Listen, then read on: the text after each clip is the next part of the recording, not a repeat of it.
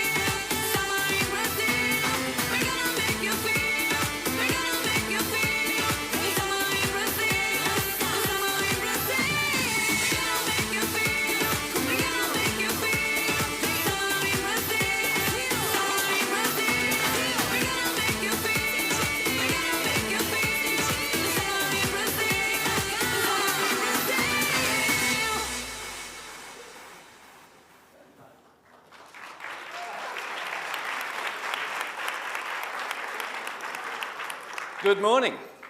Ohayou gozaimasu. Bon dia, cariocas, tudo bem?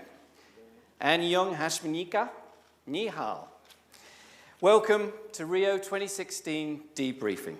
I'm Bill Morris, one of your conference facilitators. Now, before I start the conference for real, I want to get a sense of what some of the delegates here have in mind. What are your expectations for the next 3 important days? Let me see who I can find. You, sir, can you tell us who you are? Me? My name is Hideo Hirata. I'm a Deputy Executive Director of Technology in Tokyo 2020. And what are your expectations? Yes, my expectation would be I would like to learn entire knowledge and know-how from this debriefing. There is a very famous proverb in Japan, missing the forest for the trees. And many staff members of Tokyo 2020 visited Rio in order to learn a lot of things. And we could see details, but we couldn't see the entire, The knowledge. So I'd like to learn forest, see a forest in this meeting. Thank you. Thank you. So presenters, you need to present the forest. Let's see who else we have here. Yes, who is this, please? Hello, I'm Jin Wang. I'm from Beijing 2022. Okay, we are just started here, so we want to learn as much as possible. I think we all know that the Rio Games realized a celebration of passion. So the first thing we want to learn is how to increase the engagement of every client in this big party. And the second, I think, is how to put the sustainability and legacy into consideration at the very beginning of our games preparation. Fantastic. So we want the whole picture, the big picture of the forest. We want engagement and legacy. And who's next to you? Who's this, please? Hi, my name is Mariana. I'm from Rio 2016. And I think we have a wealth of experience and knowledge here from Rio 2016. We had very successful games. So I hope that we can give you your forest and help Tokyo on their way to very successful games. Thank you, Mariana. I think indeed, actually, Rio gave an element of the forest in the opening ceremony, if I remember. So some important expectations set there for our presenters and contributors. Now, the president of the IOC couldn't be with us today, but he was especially keen to give us his welcome and to help us set the agenda. So, here on video, please welcome Olympic champion and president of the International Olympic Committee, Thomas Bach. Dear friends, welcome to the official debrief of the Olympic Games Rio 2016. Your meetings kick off the formal review process of the key elements that made the Olympic Games Rio 2016 such a great success. These were the most watched Olympic Games in our history, with half of the world's population tuning into Games coverage. We had an increase of 75% of produced broadcast hours compared to London 2012. We had 5 billion impressions on our social media platforms alone. These were marvelous games in the marvelous city. Hopefully, you can carry the inspiration and energy that we saw in Brazil to the next host cities. It is also an important opportunity for Rio 2016 to share its experience with future host cities. So it is great that representatives from Pyeongchang 2018, Tokyo 2020, and Beijing are all joining for the discussions. A very warm welcome also goes to the candidate cities for 2024, Los Angeles, Budapest, and Paris. I hope, and I'm sure, that you will benefit from the key learnings of this debriefing in order to improve and fine-tune your own plans. Organizing the Olympic Games is an intensive process that requires creativity, discipline, and collaboration with many people and stakeholders. Most importantly, it requires unwavering commitment and a shared sense of purpose from everyone. One of the main reasons why Rio de Janeiro was able to stage successful Olympic Games was this shared vision to make the Games serve the city and its people, even during unprecedented economic and political crises in Brazil. Through this focus, Rio de Janeiro showed us the transformative power that the Olympic Games can bring to a city and its citizens. Now, all our attention turns to Tokyo to build on Rio's success and write the next chapter of the Olympic Games.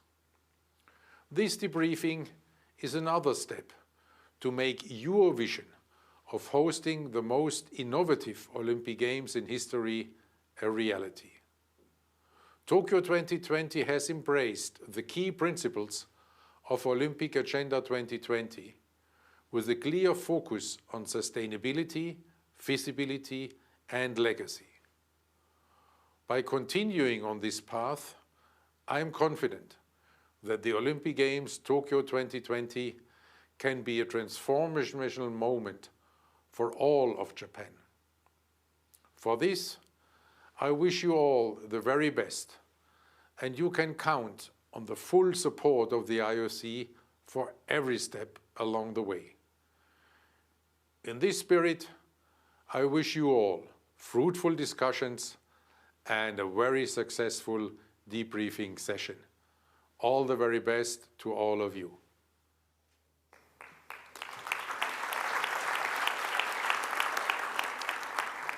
Thank you very much, President. Now, this is just an appropriate moment for me to remind you that you should all have a headset, and I believe on channel 1 you should have the Japanese feed, and channel 2 is in English.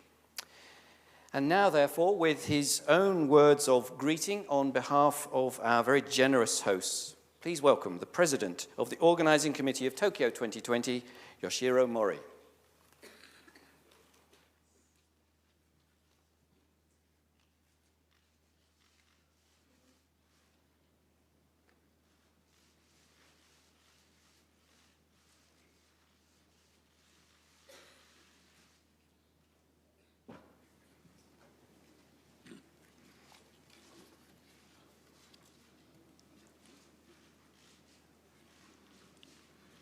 おはようございます。Good morning。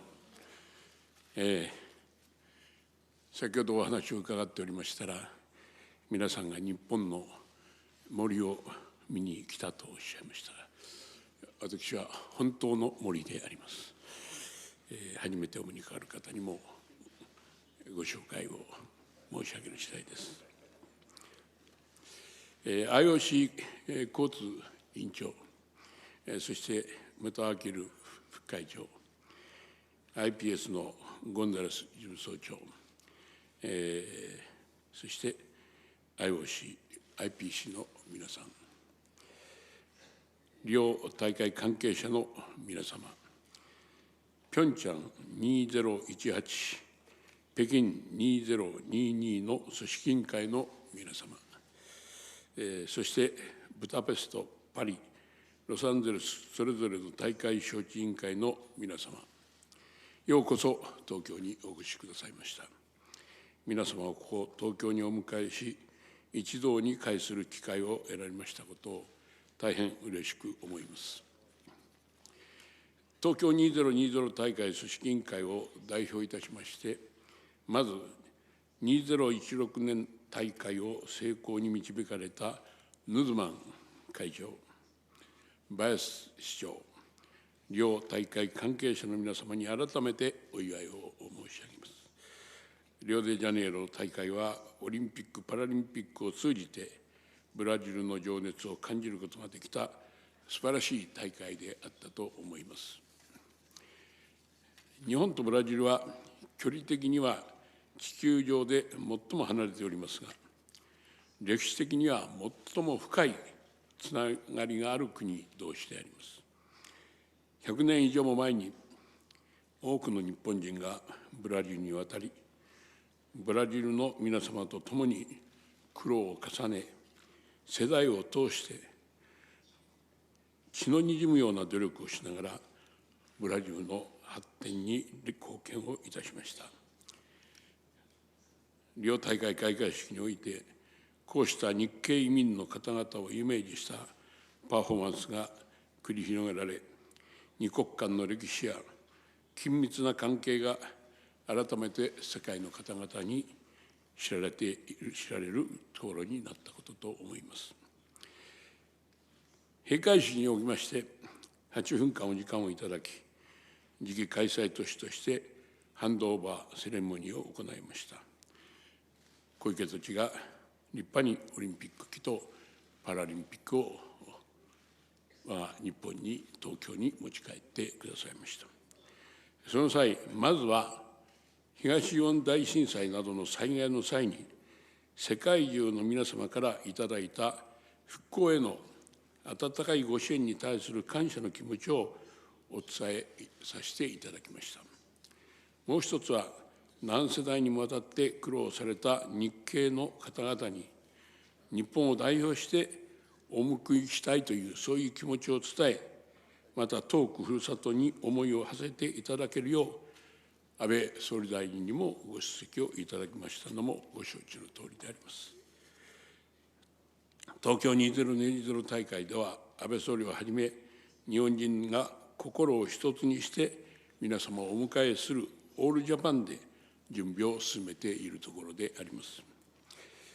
さて、リオ2016大会期間中には、東京2020大会組織委員会からもオリンピックで約170名、パラリンピックでも90名のスタッフがオブザーバープログラムに参加するなど、多くのスタッフが現地に赴き、さまざまな側面から大会運営について学ばせていただきました。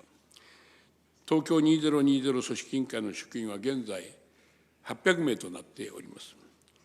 リオで学んだ知識をしっかりと共有し、継承していくことは、今後も増加していく組織委員会のスタッフのみならず、大会関係主導団体にとりましても、大会の成功に向けて極めて重要になると感じております。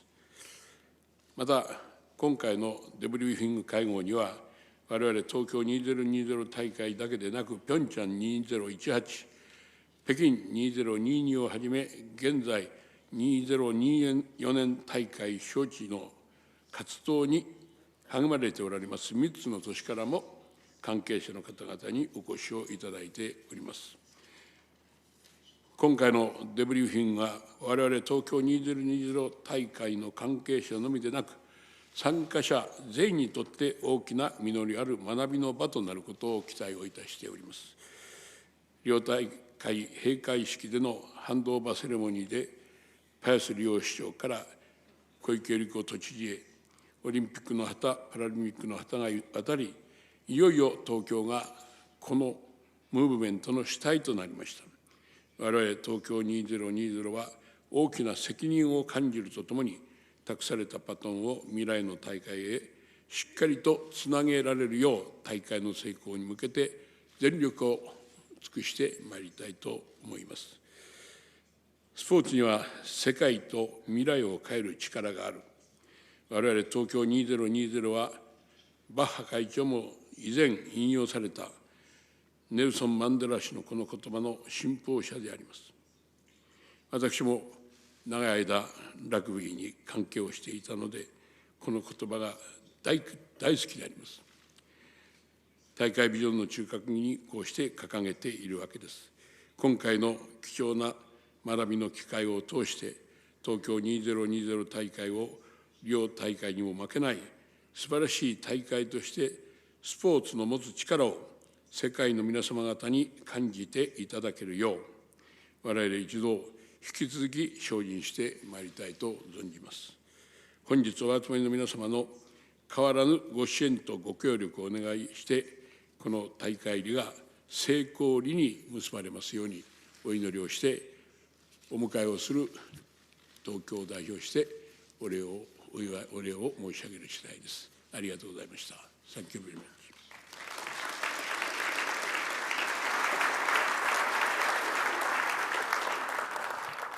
Thank you very much, President Mori. Next, to offer her own thoughts of introduction, it's a particular privilege to welcome the Governor of Tokyo, Madam Yoriko Koike.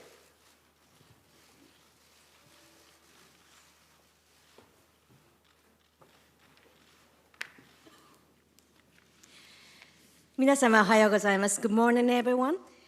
After Big Mori, Big Forest's welcoming speech, I, Yuriko Koike, Koike means small pond, by the way, is going to deliver a very short but welcome speech.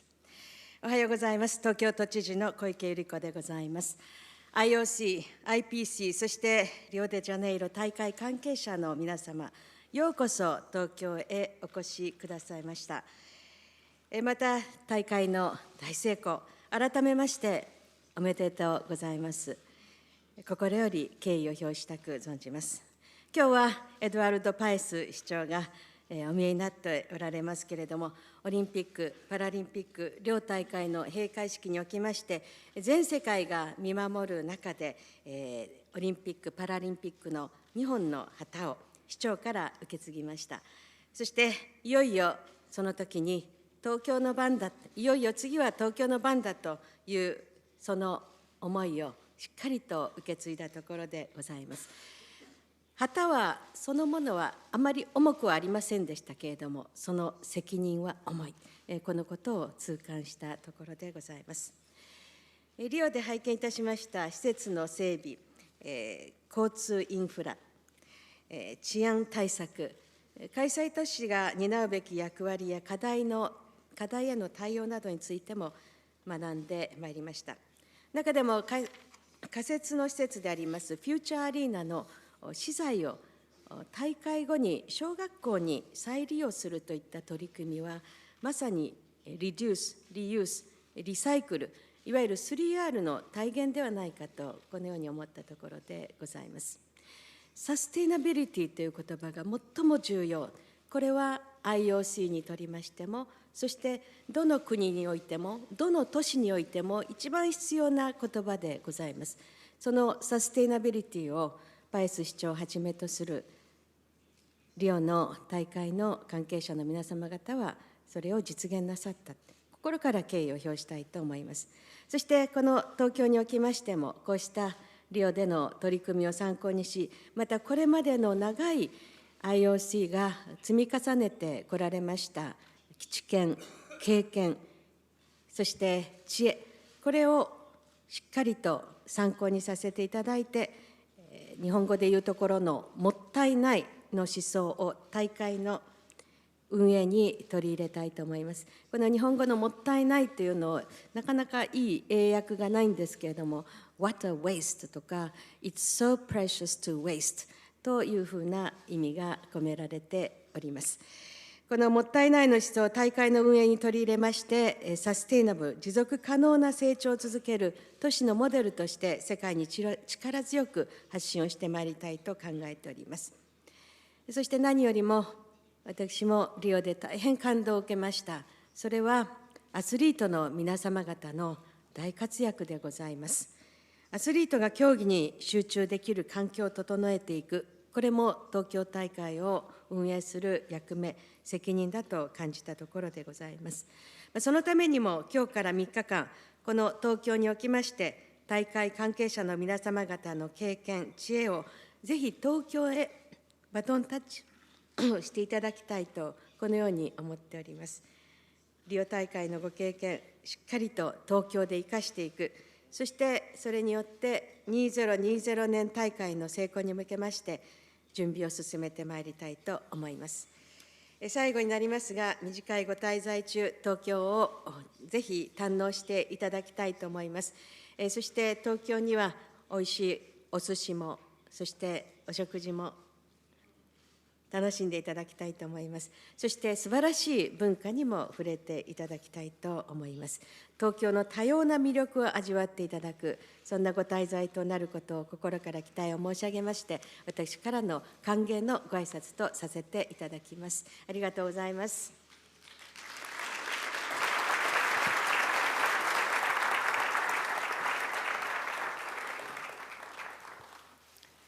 Thank you very much, Governor Koike. And indeed, we look forward to indulging in some of that wonderful Japanese culture and culinary delights. I think it's tomorrow night when we have a social evening. It's good to see so many familiar faces. Indeed, it's good to see so many of you here from so many different parts of the world. Thank you for doing that. Now, as some of you know, I spend much of my time as an IOC advisor, mostly in the areas of public engagement. Indeed, that's been my area of specialism for over a decade, I guess, now. I spent 7 years at London 2012 as the Director of Culture, Ceremonies, Education, and Live Sites. Since then, it's been my real privilege to work on behalf of the IOC with Rio 2016 and other organising committees. And this is my 5th debrief event, the first 3 as delegate or presenter. So it's with some sense of real personal investment that I can tell you how important these next 3 days really are. Look around you, just for a moment, look around you and consider the expertise, the experience, the creativity drawn together from all over the world. It's like the Internet of Games squeezed down a digital pipe into one big room. It's a priceless resource brought together by the IPC and the IOC with just one aim: to share the inspiration, the ideas, the knowledge, all that this room has for all of you to help build even better Olympic and Paralympic Games in future. So pick your sessions wisely and take all the opportunities you have to engage with the subjects and the speakers. But much more than this, use every minute of your time here to network, to chat, to consult, to debate, even to gossip. Use your time over coffee, during breakfast, perhaps whilst you're running outside or just enjoying the glorious sushi. The producers of the debrief have worked tirelessly to put together what I believe will be a very compelling and useful programme. But frankly speaking, I think you'll take out of this debrief as much as you choose to put in. Invest and you'll get a return, would be my message. And if you'll allow me one more personal tip, and I say this with the scars of my own personal experience, we all tend to learn things more from when things haven't worked out than perhaps the triumphs that do. And in an atmosphere of genuine celebration and achievement, we can all afford to share our challenges and the opportunities that didn't work out as well as the ones that did. If you're in the audience and you're tempted to think, well, I wouldn't make that mistake, I urge a degree of humility. It could be your turn up here in a few years and it's maybe not so easy. And if you're on stage, tell it like it is and we'll love you all the more for it. Now, let's start to focus on the story that was Rio 2016. To remind ourselves of the astonishing scope and scale of the achievement, please welcome the chair of the Rio 2016 Coordination Commission, a groundbreaking Olympian, Nawal El Mutawakel.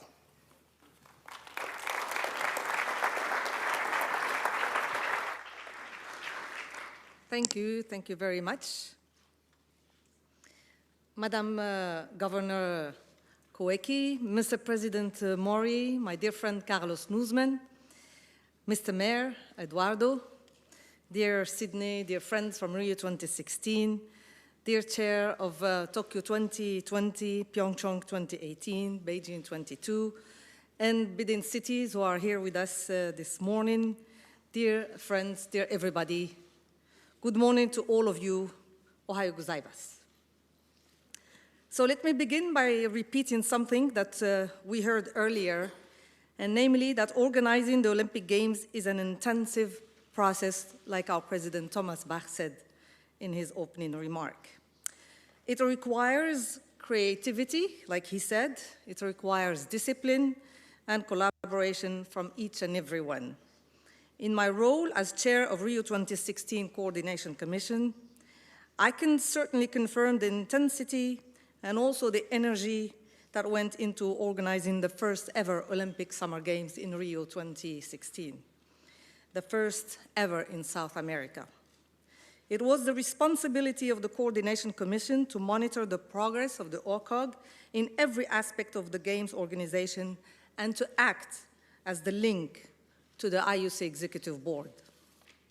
My role sometimes resembled that of director of a huge orchestra that needed to play together in harmony in order to create beautiful music in front of a global audience with massive and huge expectations. We all know that during the course of the preparation, Brazil went through political and economic difficulties. Let us be clear, this presented the OCOG and the IOC with the formidable challenges that nobody could have foreseen 7 years ago. These were extraordinary times for Brazil, and it took a corresponding extraordinary effort from everyone to keep the organization of the Games on track.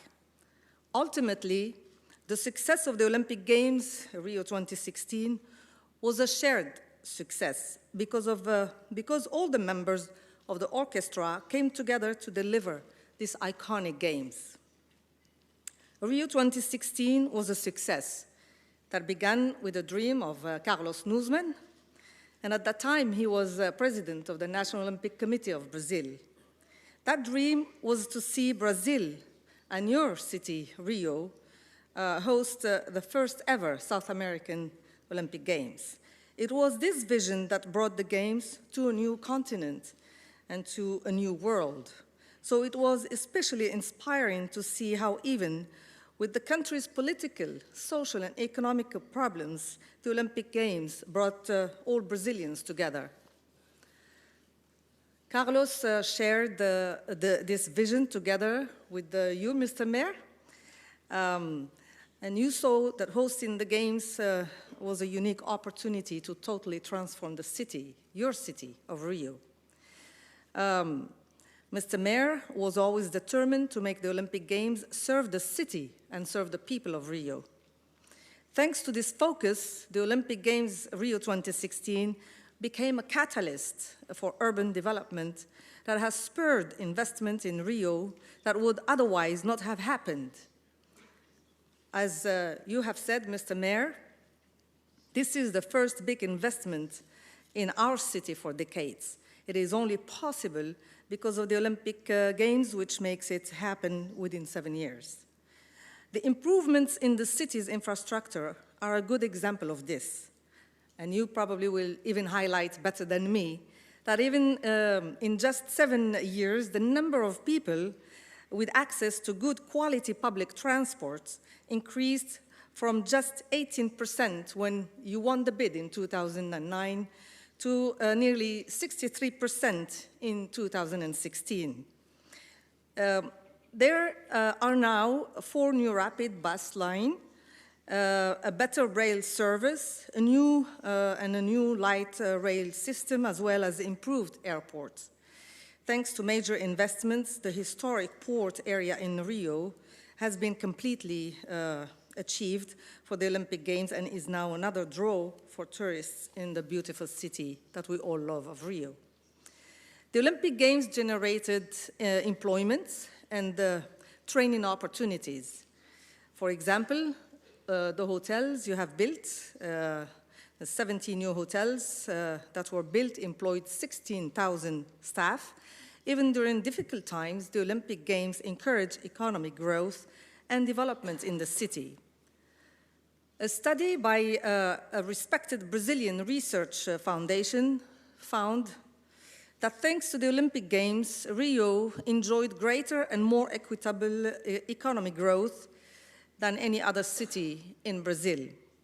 The study found that since Rio was chosen as host city, the per capita income in the city grew by over 30%. This study also shows that it was the poorest segment of the population that had benefited most from this growth.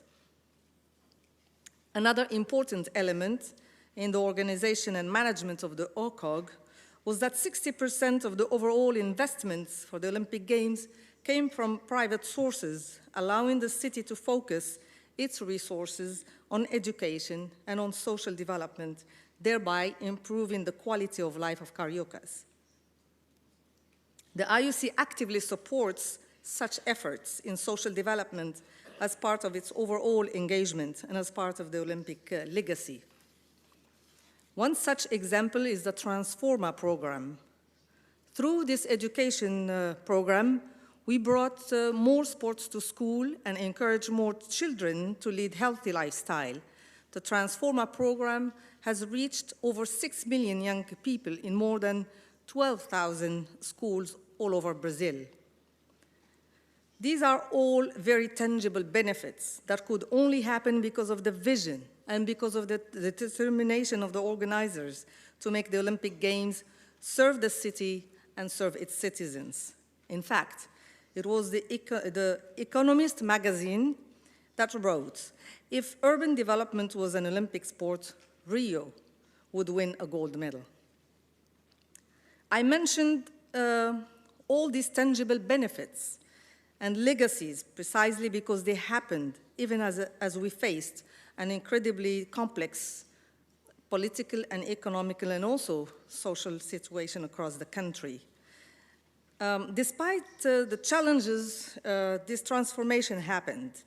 Despite global health scares, economic recession, and political crisis, the Olympic Games were a great success. These were the most watched, like my president said, most watched Olympic Games in our history. Half of the world population saw this Olympic Games coverage. The 350,000 hours produced broadcast content is an increase of 75% compared to London 2012, and Yanis will give us even more statistics. There were 5 billion impressions across all our social media platforms. The Olympic Games, Rio 2016, brought the international community together with all 206 national Olympic committees taking part to these games. The first ever refugee Olympic team was a symbol of hope for all refugees in the world. In a world that is increasingly divided, the Olympic Games in Rio were a rare moment of unity and a moment of solidarity for all humankind. Let us not underestimate the power of the Olympic Games. We all know that going to a new continent would bring its fair share of challenges. Looking at the overall viewership and engagement figures and the transformation that the Olympic Games have brought about in Rio, I think we can confidently say that we made the right choice. We made the right decision. It was not an easy journey. In fact, for me personally, it included over 30 visits to Rio de Janeiro, over 100 meetings with the 3 levels of the government in Brazil, and 30 reports to the IOC Executive Board. I have grown very close to our Brazilian friends and to the people of Rio.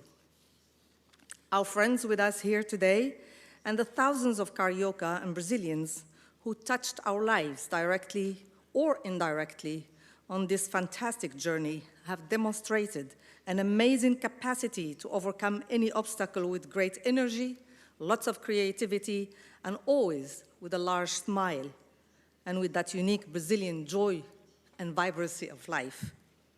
These were Brazil's games, and in a truly Brazilian way.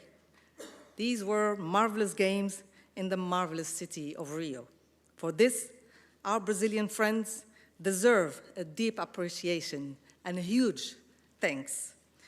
I wish all of you fruitful discussions on the occasion of this debrief in Tokyo, and I would like to wish best of luck to Tokyo 2020 and to all our friends under the great leadership of John and Mr. Mori.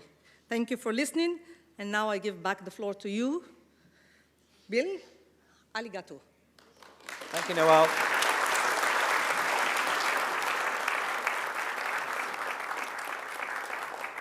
Yes, thank you, Noel, for a very, very thoughtful analysis and very comprehensive account there. And it's almost time, I think, to hear from the very heartbeat of Rio 2016. In just a moment, you'll hear the president of Rio 2016, Carlos Nuzman, to reflect on really the great adventure that was Rio 2016. And to get you in the mood for that, let's just wallow in some marvelous memories, some inspiring images from a Games that took us to a new world.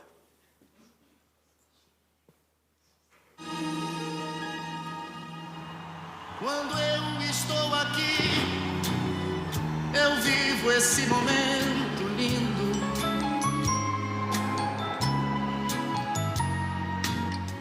Olhando pra você e as mesmas emoções sentindo. Amigos eu ganhei, saudades eu senti partindo. E às vezes eu deixei você me ver chorar, sorrindo. Mas eu estou aqui, vivendo esse momento lindo. De frente pra você, e as emoções se repetindo.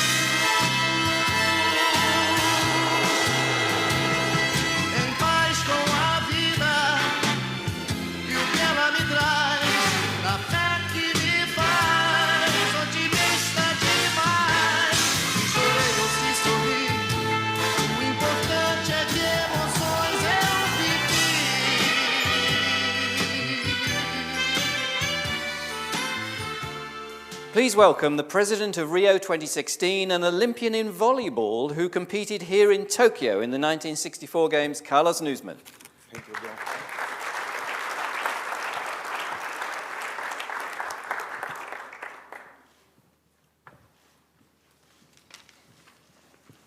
Good morning. Ohayou gozaimasu. Governor Koike, President Mori, my permanent always, my dear Olympic champion boss Nawal, forever, my dear friend, colleague John Coates, president of COCOM in Tokyo 2020, IOC members, my dear friend and partner, I want to say the life, Mayor Eduardo Paes, for this incredible moment of the marvelous Games.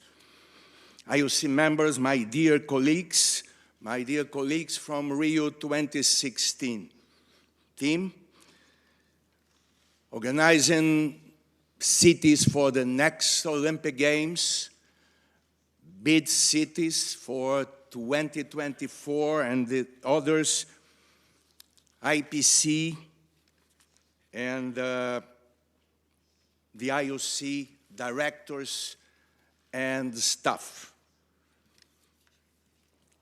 I know that's today, it's a very important day. I was seeing this video and these emotions, the name, with one of the most important singers that Brazil has. And I remember that I couldn't cry even when we won. That's not familiar for me because I used to cry because it's a feeling that we needed to show, but the life gave me the chance to cry in different moments. But we are closing a cycle. This is the end of this cycle for Rio 2016. And this cycle represents maybe the change of the history of Rio for Brazil, for South America. It's amazing what happened with us. We delivered marvelous games as we promised. And much more that to bring in the moment that Brazil has in this moment enormous proud. And this is our gift that we had, how we did it. And, but if you allow me, it's not, I cannot in this moment not to remember the past. And different past, October 2nd, 2009 in Copenhagen, when we won the bid, there are images that they will be forever. And we defend one position that Tokyo had in 1964, a new region of the world. If you remember, in 1964, it was the first games in Asia. And now we had the first games in South America. From 1964 to 2016, this is a gap without new regions of the world. That's why we defend this position. And we won the games for this, for the changes, for the transformation. I have no doubt that our mayor will explain you, I think it's much better, what the work he did it.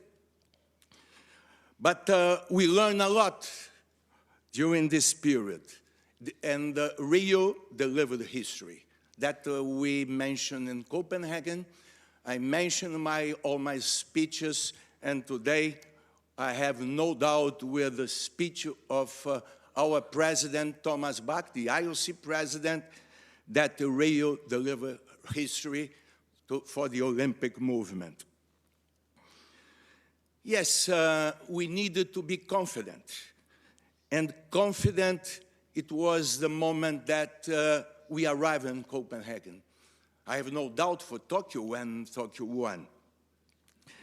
My memory still takes me far away in this journey. Before to mention this, I want to repeat, I repeat always, not in anything, but in all my life, we never give up.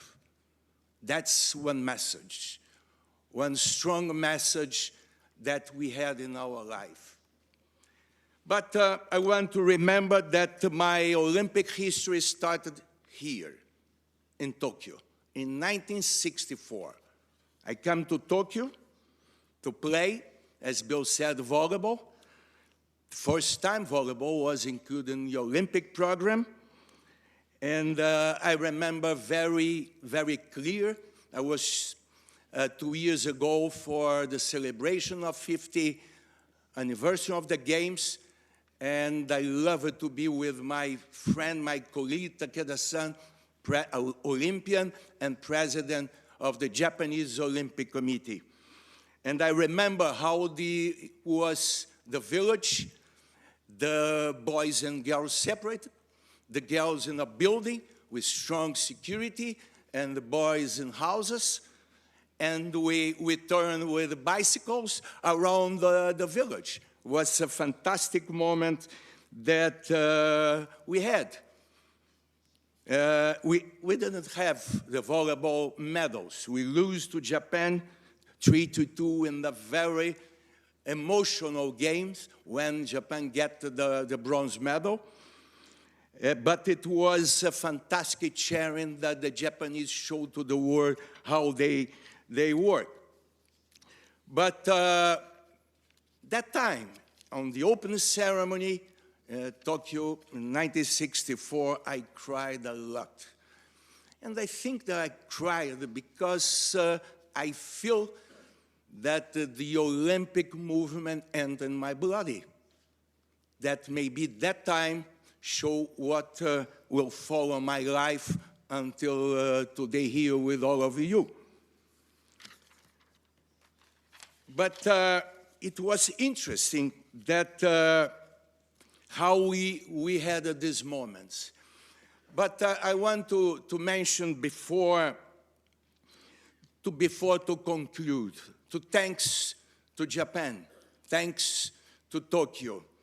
I always said this is my second city. I came here more than 40 times, 40. I know Japan and all of the country, and I love the people of Japan. And I thanks all of the lessons that I received in there. Even that was completely discontracted. As I want to mention one small thing I discussed with our director of ceremony, if I mention or not.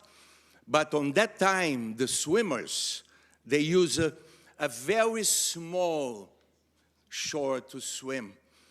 And here, they used to say that the pink, it was the color that represents very strongly that moment on the games. And all the Brazilian teams, volleyball, basketball, they used that. And then around the village, it was a very interesting moment for us.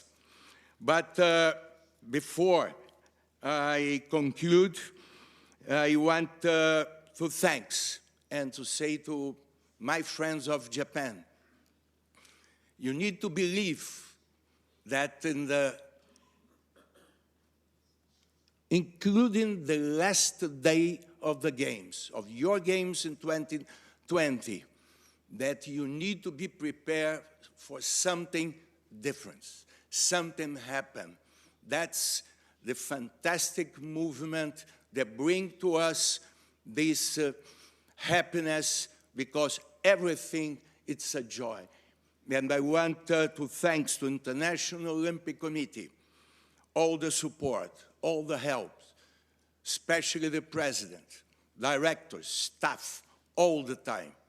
All the time, they are our most strong partners.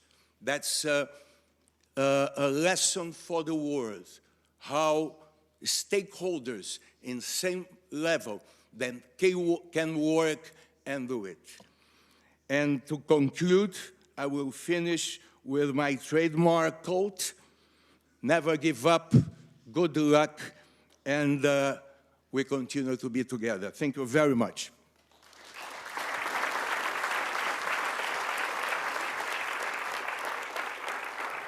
Thank you very much, Carlos.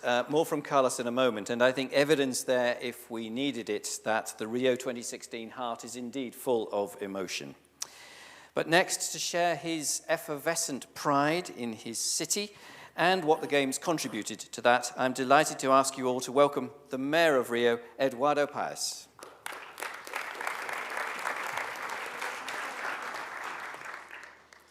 Dear Governor Koike, dear President Oshiro Mori, my dear friends Dubi, Nawal, Feli, John Coates. I mean, there's a bunch of people here that I've been getting together in the past few years.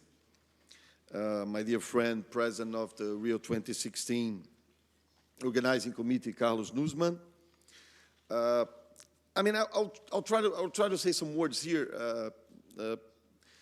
Coming from a mayor, and my perspective about the games were always about the transformation of the city of Rio. I remember when we won the transformation of the city of Rio and my personal transformation. This picture is 8 years old, so I mean, I'm a little bit older now. But anyway, I remember when we won the bid, I went. It was October 2nd in Copenhagen. So we decided, me and some staff members of the city, we decided to go to 3 cities. That one was delivering the games, London. They were preparing for the games. The other 2 had delivered games in the past. We went to Athens and Barcelona. And Barcelona was always a showcase for us. I mean, a city that completely transformed itself after the games. It was one Barcelona before the games. It became another Barcelona after the games. And so I had an important meeting with the former mayor of Barcelona, the mayor that delivered the games, the mayor that won the games and delivered the games, which was an opportunity that I had in my case. I mean, won the bid, and then in the end of my term, my last year of my term, delivering the games. And Mayor Maragall, and he gave me an advice. He said, Eduardo, there are 2 kinds of games. There are the games that uses the city, and there is the city that uses the games to transform itself. When he said that to me, I mean, I said, well, I'm going to have a bad time with these IOC members, with all these sports people, because they will only take care of their sports, of their venues, and they will not pay attention to my city. And the witness that I can give here, and I think this is very important to Tokyo and to Japan, is that differently from other international institutions that we had to deal with in Brazil in the past few years, the experience with the IOC, with its staff, with the sports world, with the federations, was always about, okay, we want to have great games, but we want the city to change. I mean, since they won, the IOC was following us not only on the delivery of the venues, and that was tough. I think everyone said here, even President Barr said that. I mean, there was not easy times in Brazil from a political and economic perspective. We still are in a very economic and political turmoil. But since they won, the IOC was, I mean, what's happening to transportation? What's happening to the renovation of the port area of Rio? What is the social impact of the games? What's going to happen to the population, especially the poorest population of the city of Rio? So this is a point that I wanted to make here. I mean, not only to Tokyo, but to the other cities that are present here today, that I mean, I can tell you, I work hard.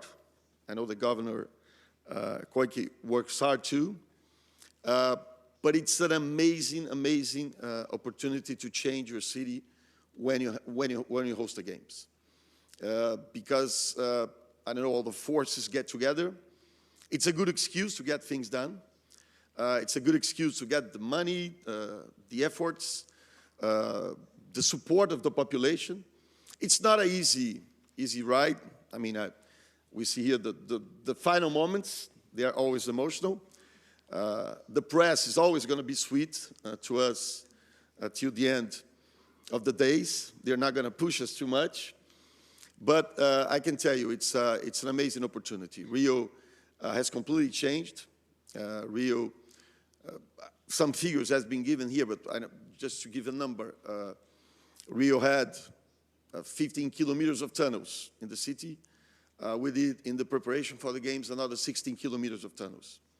The private sector in Brazil, as Nawal said, jumped into the games, so we could do, lots of things with private money, especially concerning the venues, and that was a great thing.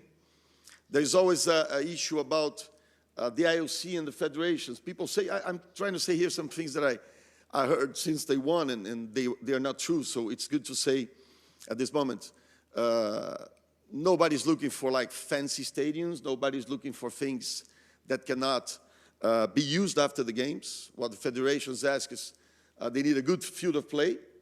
The audience has to have a great experience, and that's what we delivered in Rio.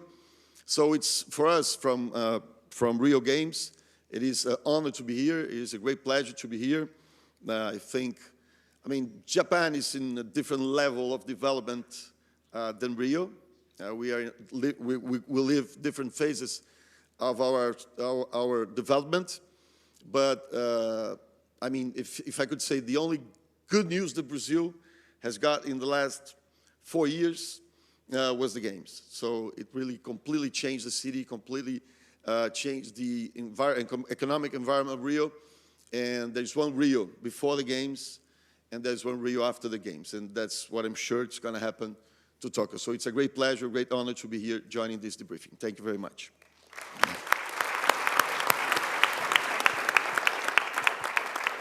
Yes, Eduardo, do come and join us. Thank you. So with the panel, with Eduardo and Carlos and Nawal returning, but also we're pleased to welcome to our panel multiple Olympic champion from the pool, member of the IOC's Athlete Commission from Zimbabwe, Kirsty Coventry, and representing Tokyo 2020, its chief executive and passionate sports fan, Mr. Toshiro Muto.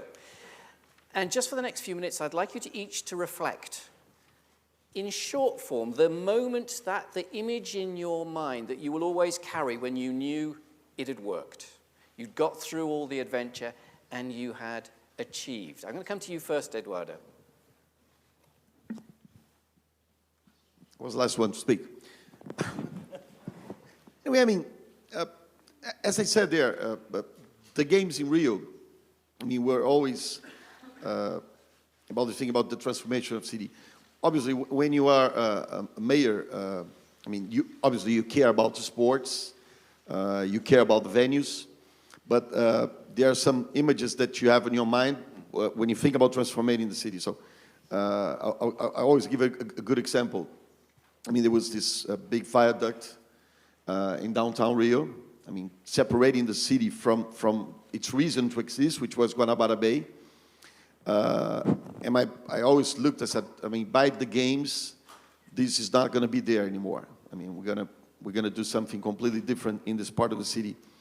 And if it was not because of the games, I mean, there was like a dream. If it was not, when I said that they are good, it's a good excuse to get things done. If it was not because of the games, I would never, ever explode a 5-kilometer viaduct in downtown area of Rio and completely change that region. So, I mean, by the end, I think what Rio did was we delivered much more than what we promised during the bid process. And this is something interesting about the bid process with the IOC. Even if you don't win, but at least you start planning, you have plans for your city. So we delivered much more than what we thought. So it was really transforming games. Carlos, an image in your mind is the one particular moment that you'll always treasure? Yes, maybe I mentioned a lot of moments, but it's a race, internal race for us. Every moment, every year, every month that we go. Of course, I had several dreams. And very frankly speaking, I pray for all of these moments to happen. To be in Olympia, with the sacred flame, it was one of the moments. In the United Nations, of course, all of proudness.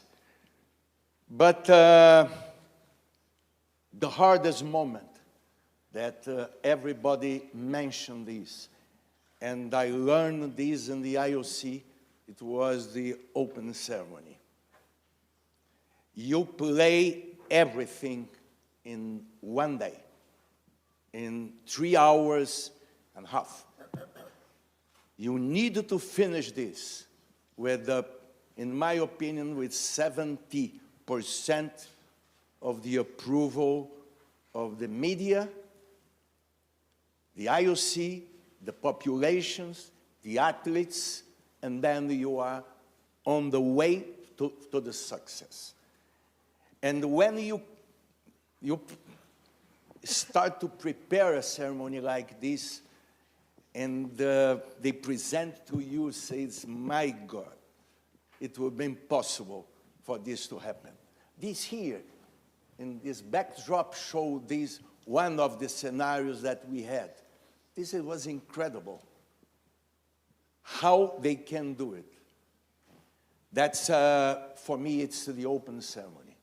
Fantastic. So we have already the redeveloped Porta Maravilla. We have this astonishing image here behind us from the opening ceremony. Noel, what message will you always carry? First of all, I would like to say that my experience was a unique one. I was the very first female to have been appointed by President Jacques Rogge to head not only the Coordination Commission, but the Evaluation Commission. So it was an experience that I will cherish for the rest of my life. I did not know what to expect, and even for them, it was the very first experience to organize the games. And so we were both in the same boat, in the same team, and their success was our success and vice versa. So we had to work hand in hand. And I have ideas now in my mind that I'd like to share with you, is that I also worked not only with one president of the IOC, but two presidents of the IOC, President Jacques Rogge and Thomas Bach. And I also worked with, I think, 5 ministers of sports and 3 head of states, and 3 governors. 3 presidents.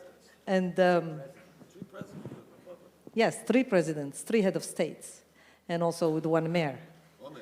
And so, and then 3 APO presidents. I think there were 3. 4, if you say it.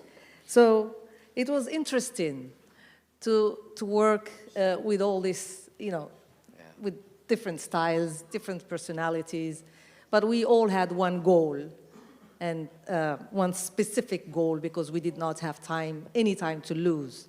So you had 2 years of working for the Evaluation Commission, and also 7 years for the coordination. So it's 9 years altogether that I worked with you. And 9 years of beautiful experience with lots of challenges, few crises, but we all try to overcome all those challenges. So what I remember the most, like Carlos said, is that specific opening ceremony. So you work so hard. Sometimes you don't even sleep at night. You wake up sweating, maybe forgetting something. The team gets larger and larger.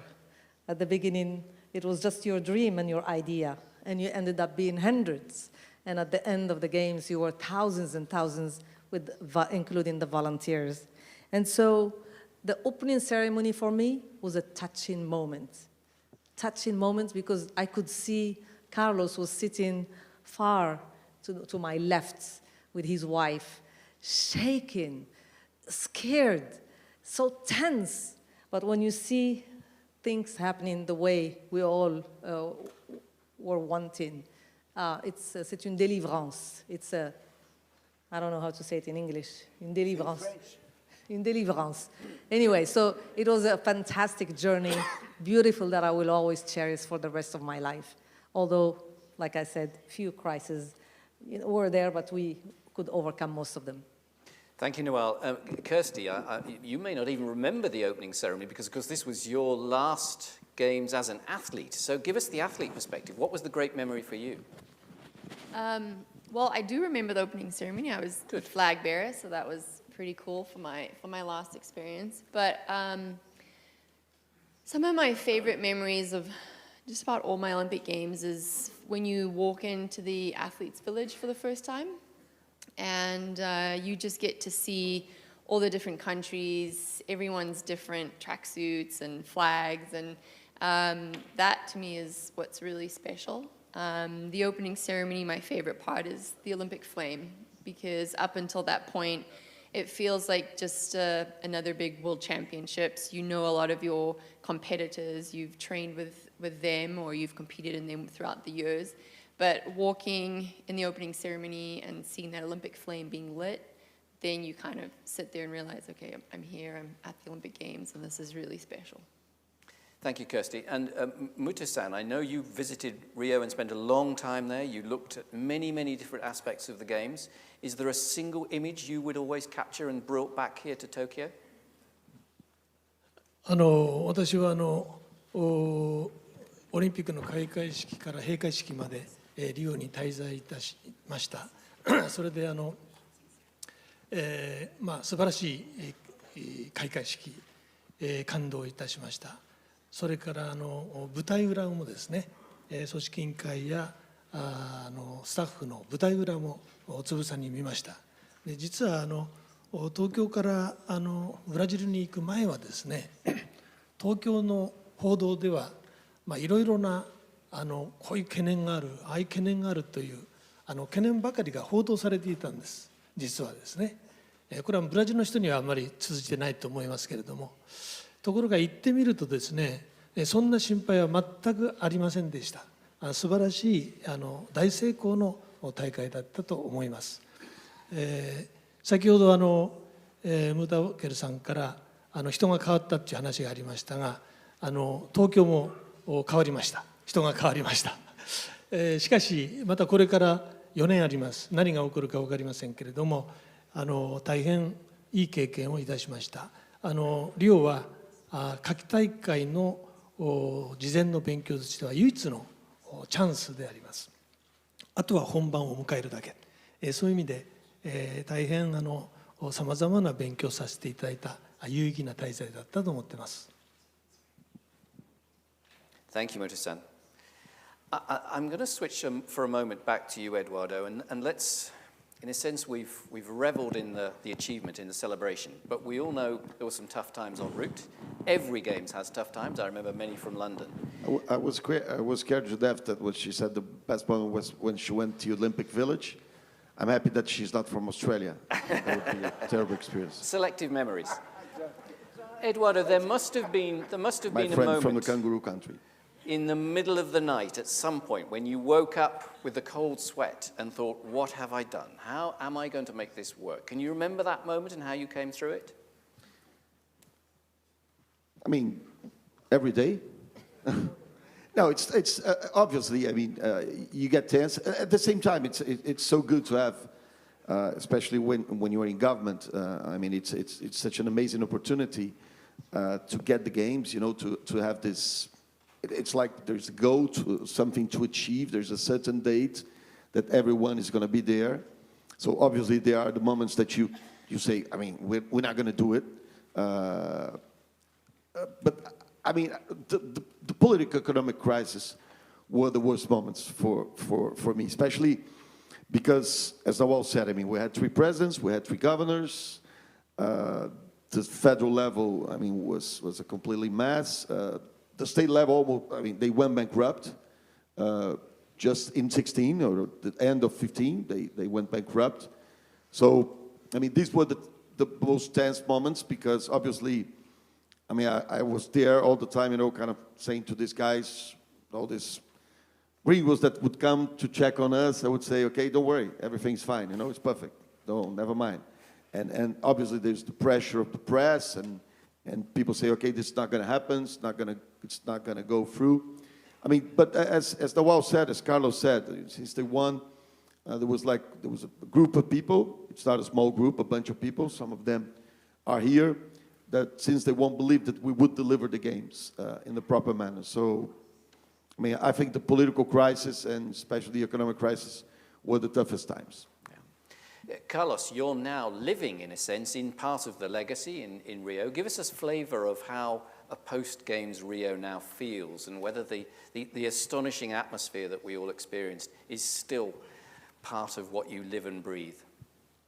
Yeah, I think concerning legacy that you're asking, Bill, I prefer to split in different levels the legacy, from the federal government, from the state, from the city, from the Brazilian Olympic Committee, and of course, Rio 2016 has his own legacy. During these years that we organized, I think Rio 2016 did one of the most important actions that Brazilian Olympic Committee will continue and work with the IOC is the project of education Transforma. I think this is one of, I thought one finished London Games with inspiration, and I remember the best word that they can use for the change, even to help boys and girls around the world. But fortunately, in Rio, Transforma brings to the humanity something different. A lot of countries, and we continue with this. I created a group that's working with this in our NOC, and certainly together with the IOC and together with all of actions in the world. And indeed, in other sessions at the debrief, you'll hear more about the remarkable Transformer program, and it's wonderful news to hear that that will be continuing in its legacy form too. Noel, we're beginning to run out of time, but can I ask you to give to John one tip, one piece of advice that you will hand over from co-com chair to co-com chair? I don't think John needs any of my advices. He has such a wealth of experience. He himself had organized the Sydney Olympic Games, so I was always picking his ideas to help me manage all our meetings. But what I can say, maybe, John, is the clock is ticking, remember? Brazilians hated this. Each time I said the clock is ticking because there is no time to lose at any moment. So keep on the pressure and work hand in hand. And the Tokyo team needs to be really united, speak one language with one goal. This is all I have to say in this, because the games are only 16 days of glory. So it starts with one date and it finishes on one date, and you cannot push the dates backwards or forward. So I think the message is this is the one I have, and I don't think you need any of my messages. He's listening, I can tell. Kirsty, your last games, as we said, as an athlete, but you're now very powerfully advocating on behalf of athletes. Just give us a flavour, in short form, if you would, as to the kind of messages that athletes want to convey to this body, this group. I think it comes down to just the athlete experience as a whole. So from the time an athlete lands in the host city to that first experience that they have walking into the village, walking onto their field of play, those are the most important parts. We want to make sure that the athletes' field of play are at the highest level we can give it to them, so that they can perform at their best, and that when they arrive, they don't have anything else to worry about. It's all taken care of. And I know Rio had a few ups and downs, and there were a few issues in the village, but I never heard any of the athletes speaking about that. They were always talking about the great environment that was given by the volunteers, by the people that they were interacting with at the village, at the fields of play, at the training venues. So that, I think, is the most important thing, is making sure those things are done properly. Duly noted, and we have a session all about sport and the athlete experience coming up, I think, tomorrow. Muto-san, can I ask you, after your visits and your colleagues who spent a lot of time in Rio, what was the single most powerful lesson that you wanted to bring back to Tokyo from your time in Rio?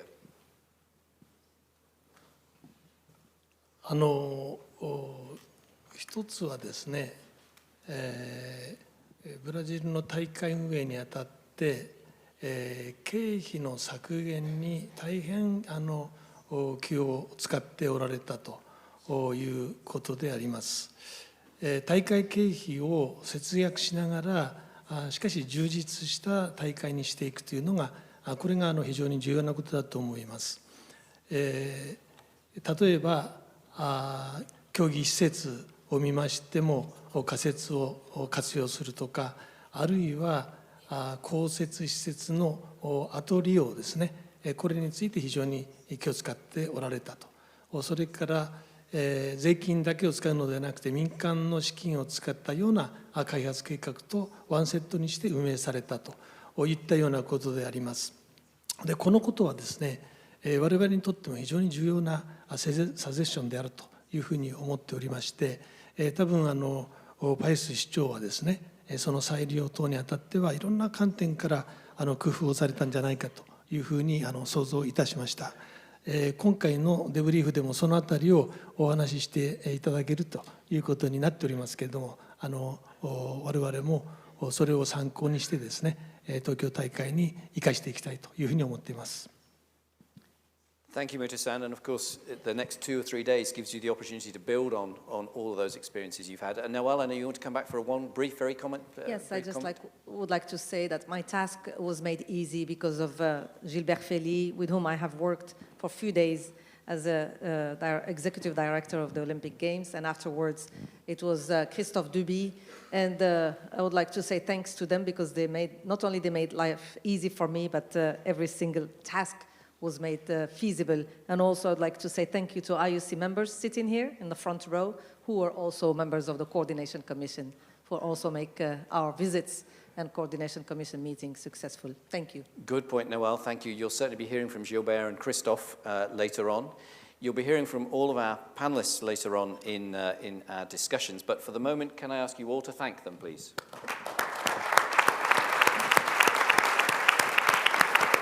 Now, Kirsty talked, of course, about the fact that the athletes didn't focus so much in the end on the issues and difficulties in the village. They were focused on their sport. And therefore, as a result of that, one of the memories we will all have is of Rio 2016, a Games of World Records.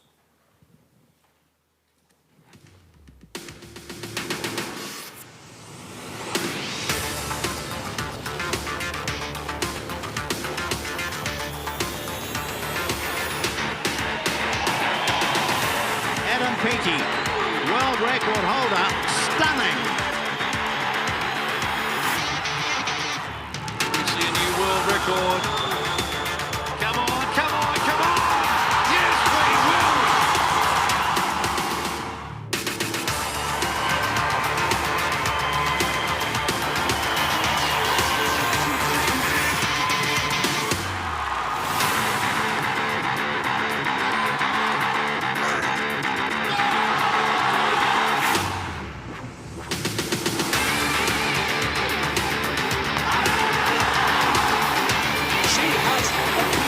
The fastest time we've ever seen. What a race it is, a new world record time. Yang Jizhong for China now to bring it home. The new world record. He's got it, there's your Olympic champion.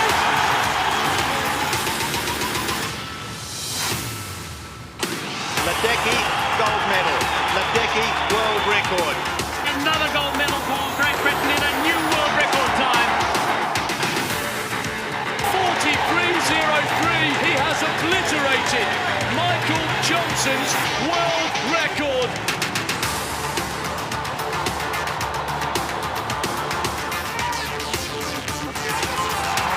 Yes! 2:58 world record attempt here. Oh, you are joking!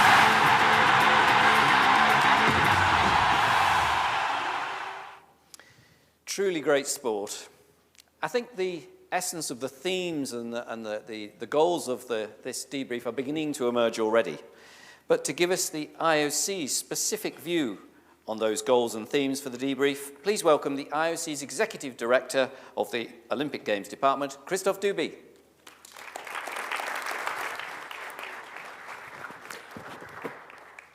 So, Bill, I know the games were in London. I know very well the games were in London. However, the motto comes from Liverpool. And this is, you'll never walk alone. Don't ask me to sing, though. I will ask Pierre Ducret, I don't know where he is, but he knows that song very well. So I will perform it on stage. You know, those 10 seconds away from the opening ceremony, no one is really prepared to that. Madame Koike referred to the fact that she felt immense responsibility when taking over the flag. And I think we all sense this. We all sense that in these last 10 seconds, that last count, the whole world is watching. The whole world is watching. The greatest event on earth. And to do that, it takes what you have explained. Intelligence, immense effort, energy, collaboration between everybody. Between everybody. But you'll never walk alone. As organizing committee, you will rely on very powerful stakeholders. And there, I would like to pay tribute to the international federations, the National Olympic Committees, the sponsors, the broadcasters, the athletes, it goes without saying. You did great. Rio would not have been possible without you, Mayor, without you, Carlos, without you, Sydney, without a great team of people around. Impossible. Impossible. But without the stakeholders, we wouldn't have had the marvelous games. So can I ask the audience for a big round of applause for the stakeholders?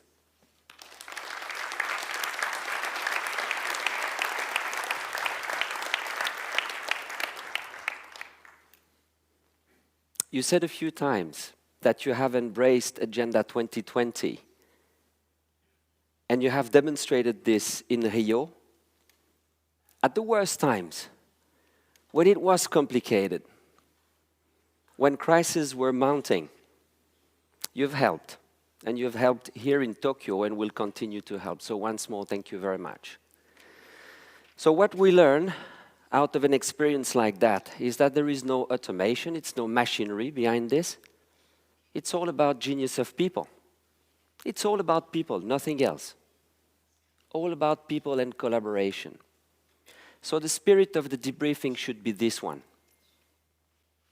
Ask question, exchange, being Tokyo, being the next Ioc, being the candidate cities. No one knows it all. Even you, Gilbert. You said that. Even you know. Every morning you say, I don't know it all. And God knows you know a lot. Well, you know what? Ask questions. Exchange. On the panel here, we want to hear creativity. We want to know how it was done, how to avoid traps and mistakes. We want to know how we can do it differently. But we can only do that with very open mind, with dialogue. So please, in the next 3 days, do that. Exchange, ask questions, contribute, give ideas. This is how we progress. This is how we make the games better. That's the spirit for the next 3 days. And if we do that, it's going to be incredibly, not just successful, incredibly successful. So let's do it. Arigatou gozaimasu.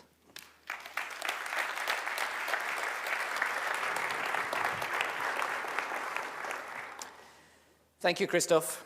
Now, one of a number of innovations for this debrief, I'd like to introduce you to a very select group of people. We're calling them our messengers, and they are indeed here to represent the stakeholders that Christophe talked about. We've picked this special group to be our eyes and our ears over the next 3 days. And their job, we're going to dispatch them around to as many of the sessions as possible.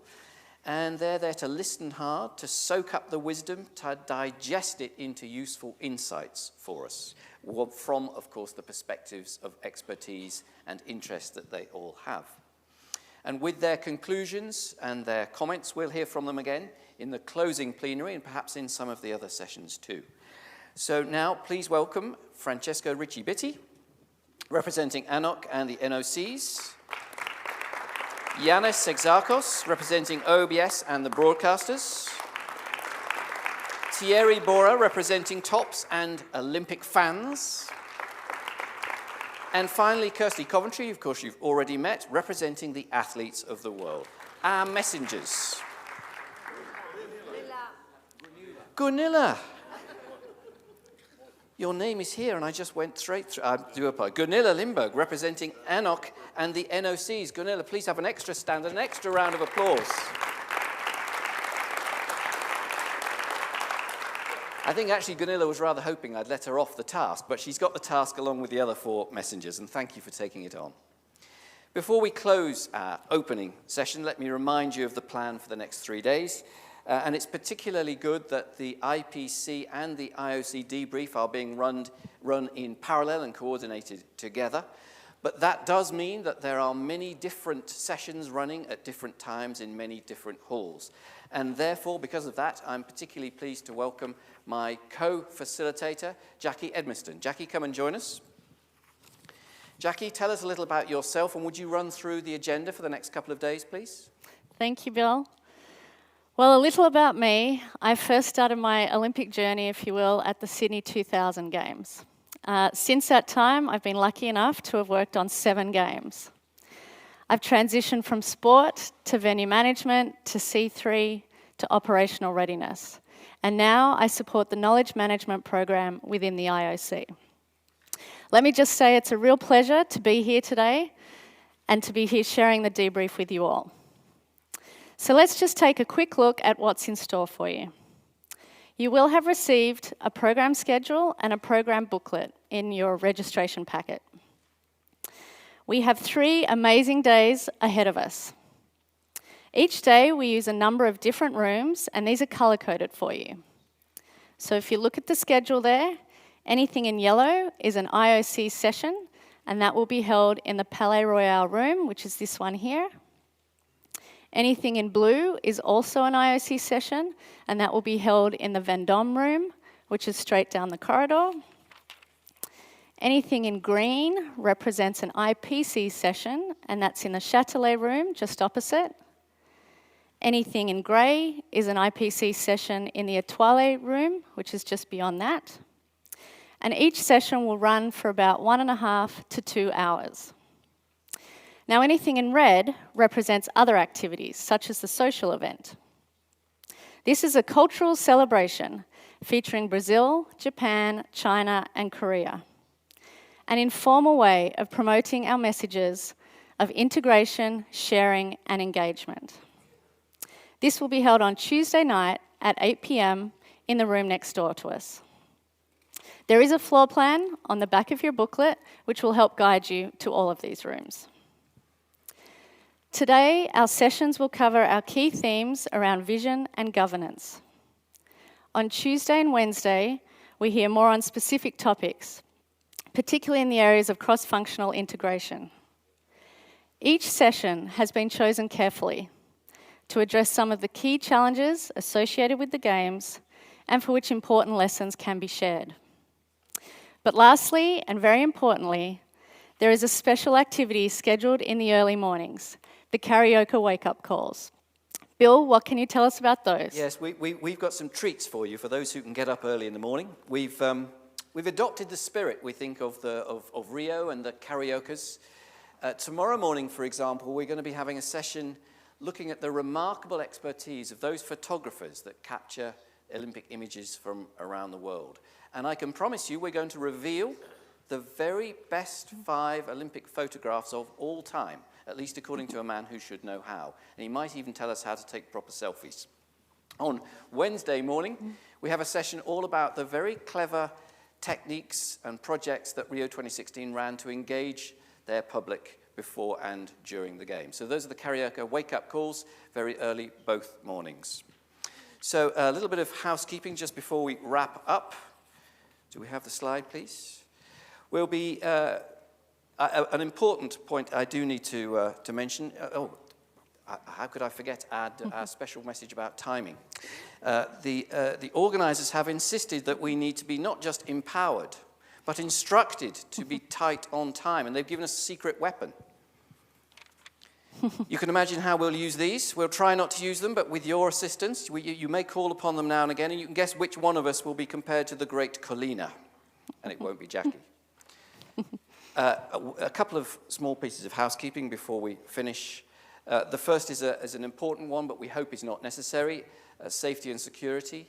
If there had to be any reason why we asked you to leave the building, there would be an alarm sounded in here and the other rooms on the hotel's PA system, and there would be instructions through that PA system. The staff from the hotel will lead you out safely and securely. Of course, we hope it's not necessary. Coffee and lunch breaks will be held in the Palais Royal Room A, and that is 3 rooms over to that side. Finally, the headsets, which we mentioned before, they'll be extremely useful in all the sessions, but please leave them on the seats for those who come in next. And that just about wraps us up as we head towards our coffee break. But as we do so, let's head off sweetly and allow me to share with you the fairy story that was Rio 2016. Thank you very much.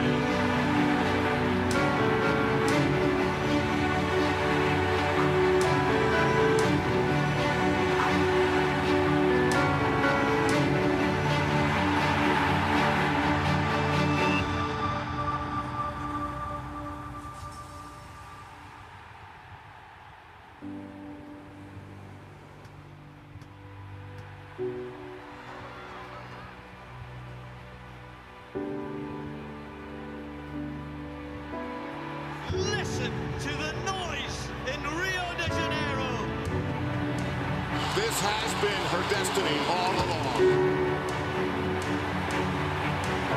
A ponto do Brasil no estoque. Michael Phelps is going to do it again. Reach for gold for England.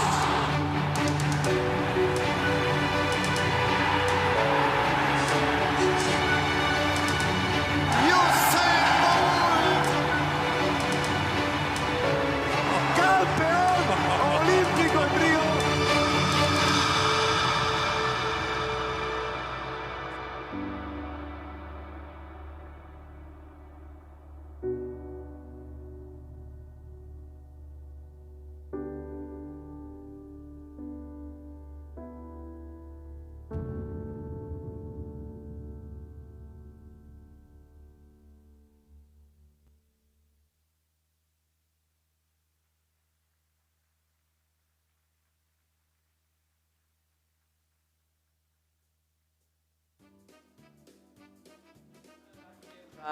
For our next session at 11 o'clock, please. 11 o'clock back in here for the next session. Thank you.